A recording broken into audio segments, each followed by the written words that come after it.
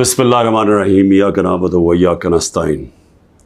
میرے پاکستانیوں، میں ابھی رات کے تقریباً 12 بجنے لگے ہیں، تو میں آپ کے سامنے صرف مختصر بات کرنا چاہتا ہوں، اور وہ بات ہے یہ جو سارا توشہ خانہ کا ڈرامہ چل رہا ہے۔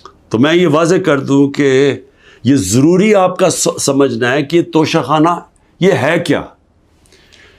یہ توشہ خانہ 70 سال سے ایک ہی قانون بنا ہوا ہے توشہ خانہ کا، جو جس کو بھی تحفے ملتے ہیں 70 سال سے، چاہے prime minister, president, minister, army chief, وہ ساروں کا ایک ہی قانون ہے۔ اسی قانون کے مطابق جو بھی توشہ خانہ سے میں نے چیزیں لی، اس قانون کے مطابق چلا۔ اب یہ کیس جو توشہ خانہ کا چلنا شروع ہوا، یہ آپ کو سمجھنا چاہیے کہ اس کیس کے اوپر، یہ توشہ خانہ کیس کے اوپر میرے گھر کے اوپر حملہ ہوا۔ 4 دن پہلے پولیس پہنچ گئی کہ جی آپ نے وہ توشہ خانہ کا ایک میجسٹریٹ کے سامنے کیس سننے جانا ہے۔ 4 دن پہلے پولیس پہنچ گئی، اور یہاں پورا میرے گھر کے اوپر 26 گھنٹے اٹیک ہوا۔ مجھے جب 9 مئی کو غیر آئینی اور قانونی طور پہ اغوا کیا گیا اسلام آباد ہائی کورٹ سے، تو مجھے جب جیل میں لے گئے پولیس لائنز میں، وہاں مجھے ایک دم پتہ چلتا ہے کہ ایک جج صاحب، جج ہمایوں دلاور وہاں بیٹھے ہوئے ہیں، اور وہ آپ کے اوپر توشہ خانہ کے کیس کے اوپر کوئی کارروائی کرنا چاہتے ہیں۔ نہ میرا وکیل، نہ مجھے کیس کا پتہ، اور پتہ چلتا ہے کہ وہ ادھر آ کے میرے اوپر فرد جرم لگا کے چلے جاتے ہیں۔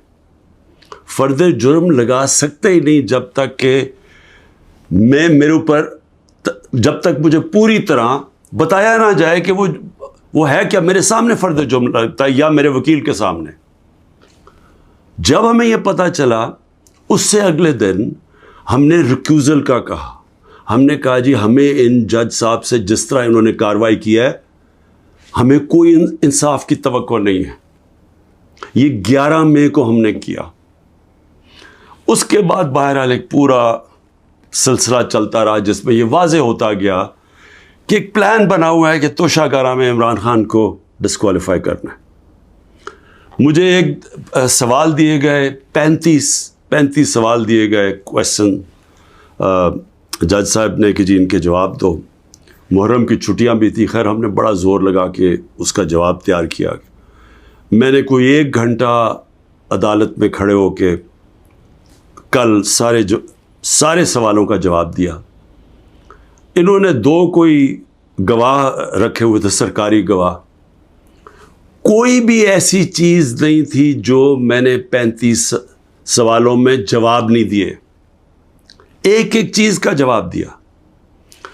اور ایک جگہ جو یہ بات کدھر پھنس رہی تھی جی، کہ آپ نے جی یہاں توشہ خانہ نہیں لکھا، یعنی ہم نے سارے پیسے سب ڈکلیئرڈ تھے، جتنے توشہ خانہ کے پیسے تھے بینک میں ڈکلیئرڈ تھے، وہ سارے میرے الیکشن کمیشن کے سامنے ڈکلیئرڈ تھے، وہ میں جو FBR تھی اس کے سامنے ڈکلیئرڈ تھی، ویلتھ ٹیکس میں ڈکلیئرڈ تھا، سب کچھ ڈکلیئرڈ ہے۔ ایک جگہ پہ کہتے جی یہ پیسہ تو ہے، لیکن یہاں اس کے اوپر توشہ خانہ نہیں لکھا۔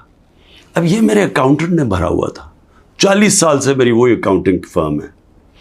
تو میں نے اپنے گواہ میں لکھا کہ یہ اکاؤنٹنٹ کا کام ہے آ کے آپ کو ایکسپلین کرے، پیسے تو ہیں کہ جی اس نے توشہ خانہ پیسے کے آگے لکھا یا نہیں لکھا۔ حالانکہ وہ اکاؤنٹنٹ کلیئر ہے کہ قانونی طور پہ اس نے ٹھیک کیا۔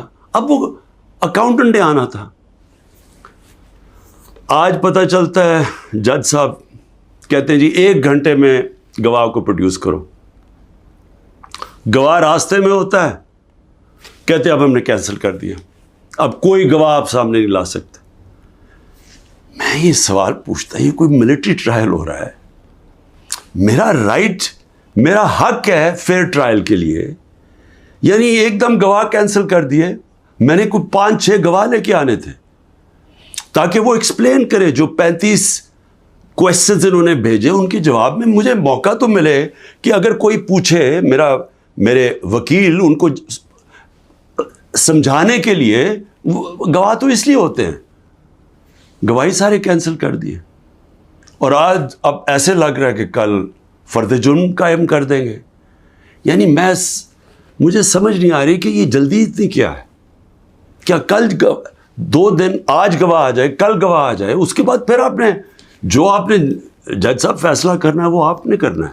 لیکن مجھے تو موقع ملے کہ ہر دنیا میں ایک موقع ملتا ہے انسان کو فیئر ٹرائل کا، وہ مجھے موقع دینا چاہیے. اور ابھی اس سپریم کورٹ میں یہ بھی کہہ دوں کہ ہم نے ریکیوزل کا بھی ان جج صاحب کا کہا ہوا ہے کہ ہمیں ان کے اوپر اعتماد نہیں ہے. وہ پڑا ہوا ہے اسلام آباد ہائی کورٹ میں. وہ اسلام آباد ہائی کورٹ بدقسمتی سے فیصلہ نہیں کر رہے چیف جسٹس صاحب. میں یہ بھی کہہ دوں کہ صرف اتنی زیادہ پتہ نہیں میں کتنے کیسز میں ہوں، صرف 2 ججز کے اوپر میں نے ریکوزل کا کہا ہوا ہے. ایک اسلام آباد ہائی کورٹ کے چیف جسٹس اور دوسرے یہ جسٹس دلاور. یہ میرا رائٹ ہے کہ اگر میں سمجھ رہا ہوں مجھے انصاف نہیں مل رہا تو میرا یہ حق ہے کہ میں ان کو ریکیوز کرواؤں، ان کو کہوں کہ کسی اور کو بھیج دے. اب وہاں بھی فیصلہ نہیں ہو رہا اسلام آباد ہائی کورٹ میں. ہم سپریم کورٹ میں گئے ہیں، سپریم کورٹ کہہ رہے ہیں کہ اسلام آباد ہائی کورٹ فیصلہ کرو، اور سپریم کورٹ نے کہا کہ تب تک انہوں نے جسٹس دلاور نے فیصلہ نہیں کرنا جب تک کہ یہ اس کے اوپر فیصلہ نہیں ہوتا ٹرانسفر پہ. لیکن مجھے لگ رہا ہے کہ کل انہوں نے فیصلہ کر دینا ہے، اس لیے میں رات کو لیٹ آپ کے سامنے آ رہا ہوں. میں آخر میں ایک اور بات کہتا چلوں کہ فیس بک پہ 2014 میں جسٹس دلاور نے اپنی فیس بک پہ میرے اوپر ایسے ریمارکس دیے ہوئے ہیں جس سے لگتا ہے کہ وہ مجھے انصاف نہیں دے سکتے. یعنی ان کی ایک پرسنل ڈسلائک اس میں سامنے آ رہی ہے. ہم نے یہ چیف جسٹس صاحب اسلام آباد والوں کو کہا کہ دیکھیں یہ پریجوڈسڈ ہے. انہوں نے جا کے ایف آئی او کو کہا کہ بتاؤ کہ جناب یہ ٹھیک ہے یا نہیں، یہ جو فیس بک پہ ان کی پوسٹ تھی. ایف آئی اے نے وہ چیک کر کے کہ کیونکہ وہ ڈیلیٹ کر چکے تھے پوسٹ، انہوں نے واپس کہا دی وہاں تو پوسٹ ہی نہیں ہے. دیکھیں بڑا آسان کام ہے.